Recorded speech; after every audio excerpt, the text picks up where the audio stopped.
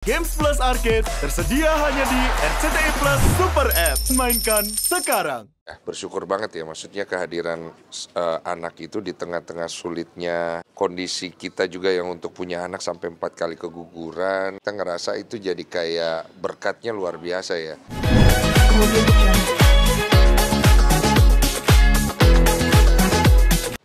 Oke, gimana? Oh, ini kan Saya banting. tahun ya kok ya, jangan kasus kaleidoskop kok. Bener loh. Saya juga capek sih. Apa itu?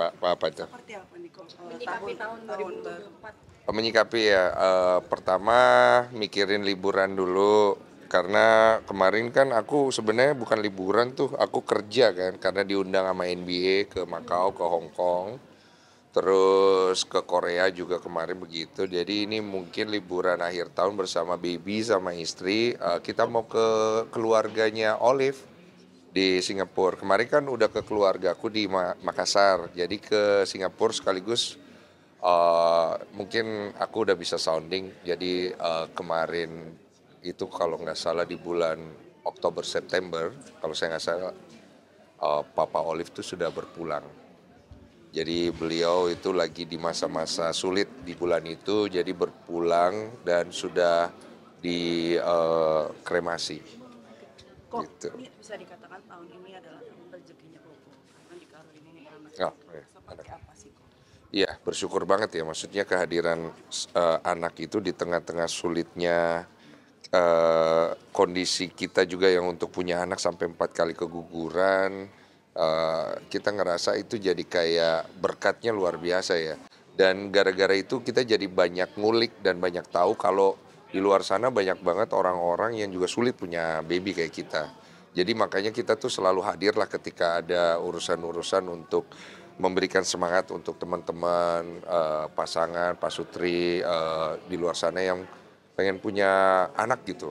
Ternyata nggak gampang sekarang ini, nggak mudah gitu. Jadi kita menganggap hadirnya Gabriela itu menjadi berita baik, kabar gembira untuk semua pasutri di luar sana juga, bukan hanya kami, bahwa selama kesempatan itu masih ada, terus berjuang.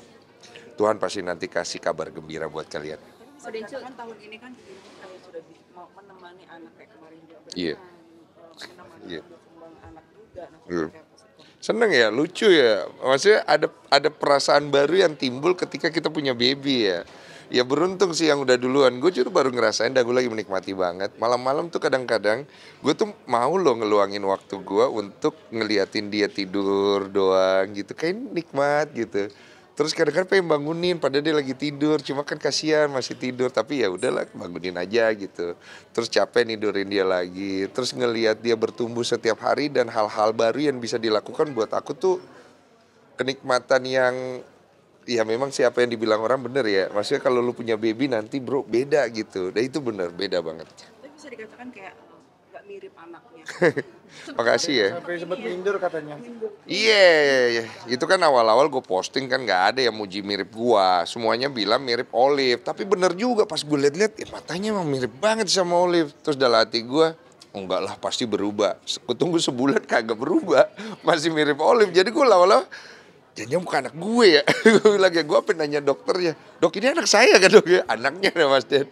Kok belum mirip saya, tapi katanya sih akan berubah ya. Ya semoga lah ya, cuman menurut gue juga mirip istri gue juga blessing ya, karena anak cewek dan istri gue itu kan matanya bagus, kulitnya bagus, nurun ke BL, jadi BL-nya juga enak gitu loh dilihat, bahkan dibilang cerdas katanya sama dokternya, karena di usia dia udah 3 bulan tuh dia udah guling-guling, harusnya belum, terus dia jarak pandangnya tuh jauh. Kita juga kaget karena kan biasanya anak bayi masih terbatas, jadi akunya di mana itu dilihat gitu, gitu dia ketawa. Jadi menurut aku sih ya udahlah nggak apa-apa juga lah nggak mirip gue, udah yang penting dia pinter, dia sehat, dia bawa berkat nanti udah. Gimana menjadi bapak sudah dari anak seorang perempuan? Dan bapak Rasanya ya. tahu kan seperti apa nih? Kalau sekarang sih masih belum ada kekhawatiran besar ya, karena anaknya masih kecil ya, belum bisa ngapa-ngapain deh.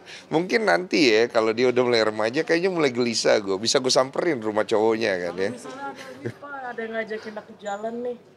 Ya boleh ya. Tapi Jam berapa pulang ya?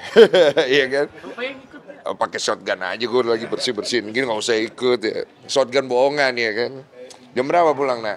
Mana pacarnya? Oh, tuh. Oh iya sip. Tapi ada ketakutan tersendiri juga nggak sih Bu, mempunyai anak pertama perempuan lagi yang cantik juga. Ya bersyukurnya belum ya. Semoga tidak. Karena kan gue nggak mau hidup berdasarkan ketakutan. Tapi kalaupun ada, gue juga pasti akan coba cari solusi lah. Karena namanya punya anak perempuan, apalagi bapaknya bajingan ya. Iya, saya harus mengklaim diri saya bajingan, ya pasti kita juga punya kekhawatiran gitu loh. Jangan sampai nanti dosa kita kena ke anak gitu. Itulah salah satu alasan saya sekarang banyak berbuat baik ya. Semoga Tuhan mengampuni dosa saya dulu dan tidak turun ke anak saya sebagai orang yang harus menanggung. Biar saya yang tanggung gitu loh. Itu khawatirannya sih. Natal seperti tadi aku bilang kita ke Singapura. Terus nanti mau ziarah juga ke rumah ke makam papanya Olive karena beliau baru berpulang. Terus aku ngerasa Natal ini bagusnya di keluarganya Olive sih. Supaya kita lebih dekat sama keluarganya dan mamanya Olive juga bisa ketemu cucunya dan Biel juga bisa ketemu sepupu-sepupunya. Sepupu-sepupunya yang ganteng-ganteng itu laki semua kan, cuma dia doang cewek sendiri. Memaknai Natal kok tahun ini apa sih blessing-nya terus berkatnya juga Pak? Saya memaknai Natal tahun ini sebenarnya banyak berkat, bless in disguise. Jadi berkat di balik masalah. Jadi masalahnya sih lebih banyak sih tahun ini. Dan jujur gue sempet agak shock kayak, aduh Tuhan ini maksudnya apa ya, kok masalah banyak gini ya. Tadinya harusnya udah beres kok jadi tambah masalah ya. Terus kenapa gue jadi keikat di sini ya, kenapa gue jadi kena masalah juga ya. Tapi gue lihat kesini-sininya ya memang gitu ya. Kalau kita menyikapi itu dengan apa adanya, dengan tahu diri, ternyata akhirnya jadi berkat sih, gitu. Untungnya sih. Tapi bisa dikatakan kok hal yang belum terjadi di tahun 2024 ini gitu kan, yang kira-kira akan terrealisasi atau mungkin ada impian-impian di tahun depan di bisnis. Tahun depan impian saya urusan Agus beres ya, capek. Kemudian urusan Doktif sama Dokter Richard juga beres, jangan jadi panjang. Terus kalau buat saya pribadi, saya bisa konsisten untuk bisa memberikan wadah kepada orang dengan berhikmat lah. Jangan cuma mikirin cuan, tapi memang tujuannya membantu. Kalau nggak bisa membantu ya kita cuanin ya. Terus apa lagi ya? Nggak banyak sih, itu doang sih ya. Urusan Novi beres, urusan Alvin Lim beres, urusan Farad beres. Semua beres lah gitu ya. Capek juga ya. Maksudnya kita pengen episode baru yang berbeda aja gitu. Capek ya. Apalagi nunggu berapa jam kemarin ya, nggak dikasih makan katanya. Oh, ini satu lagi nih, kalau jarimu yang memberikan sumbangan Iya, seperti apa sih? ke NTT ya. Itu sebenarnya sumbangan dilakukan diam-diam aja karena kebetulan kita mensupport yayasan yang ada di sana yang kemudian mereka banyak sekali turun langsung. Maksudnya jasa kami itu nggak seberapa sama mereka. Karena mereka itu yang turun langsung dan memang kita nge-support dengan peluru lah. Supaya orang-orang di sana itu bisa tertolong. Yang nomor satu kita fasilitasi dulu kayak kebersihan. Nggak ada kamar mandi sama sekali. Jadi kita support kamar. Sampai ada namanya WC Densu katanya. Iya, memang saya tempat menampung sampah-sampah ya, sampah-sampah kehidupan. Terus kita support yang lain gitu. Tapi kenapa sih kalau misalnya memberikannya semangat itu, maksud dalam artian kenapa enggak di Jakarta atau mungkin di Karena mereka lagi butuh banget sih. Dan sekarang ini mereka lagi tidak dapat sorotan yang gede. Karena masalah Agus mulu. Jadi mereka tuh harus kita support gitu. Kalau bisa sih lebih banyak lagi bantuan ke arah sana. Karena apa yang mereka alamin tuh dampak kerugiannya gede banget. Karena kurangnya pemberitaan, karena exposure-nya agak kecil, jadi orang nggak terlalu tahu. Ini menjadi impiannya Kodensu juga nggak sih Apa? di akhir tahun ini membangun tadi yang donasi tadi Apanya? buat teman-teman NTT. Iya, saya hanya bisa support sekedarnya. Tapi dengan support saya semoga ada lagi orang lain yang juga turun dalam mensupport. Karena memang saya bilang secara pemberitaan kecil kan. Sehingga itu membuat orang-orang yang pengen peduli juga tidak terupdate infonya gitu. Kudensu sorry agak mundur dikit nih. Kemarin ke Hong Kong diundang, mungkin boleh cerita sedikit dong kemarin ke Hong Kong. Oh, Hong Kong ya? Gimana? Makau ya, Iya, di Makau. itu sempet rame ya. Jadi gue tuh katanya keren banget. Sebenarnya enggak. Jadi saya itu udah sering diundang sama NBA untuk hadir ke event-event internasional. Cuman memang saya tidak pernah bersedia. Kenapa? Karena saya ngerasa peran saya di basket itu harusnya udah dikecilin. Harus ada yang baru. Dan saya kepengennya jangan saya gitu loh. Walaupun orang banyak kenal saya. Jadi tahun ini kenapa saya ambil? Karena saya stres ngurusin Agus dan donasinya. Istri saya juga katanya, udah kamu pergi aja. Jadi kita pergi, bener ini serius. Jadi kayak refreshing aja. Dan sampai di sana ternyata saya kaget.